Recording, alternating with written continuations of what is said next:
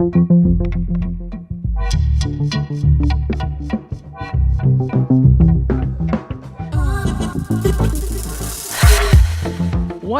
is knowledge? Well, knowledge is something that can be defined on multiple levels.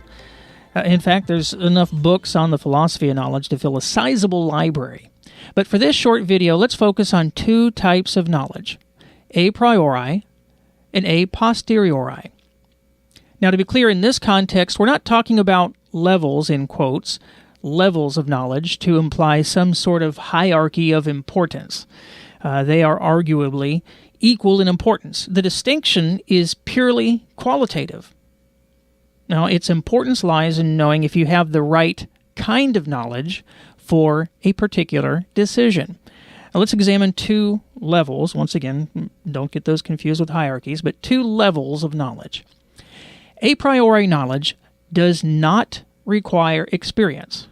If you know facts or you know about something that you have not yet experienced, you know it a priori. For example, you may have been told that a broken bone hurts. You may even know the workings of the central nervous system and how everything gets transmitted throughout the body, and you understand what pain is. But do you really know pain? I mean, this type of knowledge is enough for you to know the meaning of pain, but until you've had a broken bone, do you really know pain? It could be argued that a priori knowledge is insufficient to know what it's like to have a broken bone, but it has some significance. It is significant for other uses.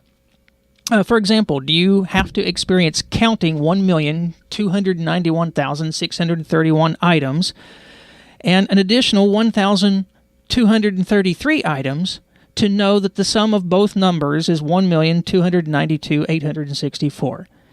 You can know the answer to a math problem without experiencing it, but other items it may be less clear without actual first-hand experience. And that's where we get the second level of knowledge, a second level that requires experience. Having a posteriori knowledge of pain, that is, having had a broken bone, is not the same as reading about it in a book. This distinction is important when you're making decisions. I had a philosophy professor once that said, well, think about falling on your posterior, or the last thing that goes through the door is your posterior. You've gone through the door. So a posteriori means you've experienced it. Okay, maybe that's a weird image, but it helped me remember it through college, and hopefully that'll help you as well.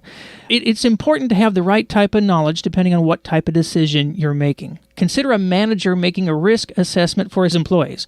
Let's say our hypothetical decision maker is someone who has never had a broken bone. He or she knows this type of injury hurts. The decision maker also knows that a broken bone will most likely not lead to permanent damage. A manager who has never had a broken bone, who has never experienced the pain of breaking a leg, may not be as hesitant as a manager who has had that type of injury before exposing his or her employees to that type of risk.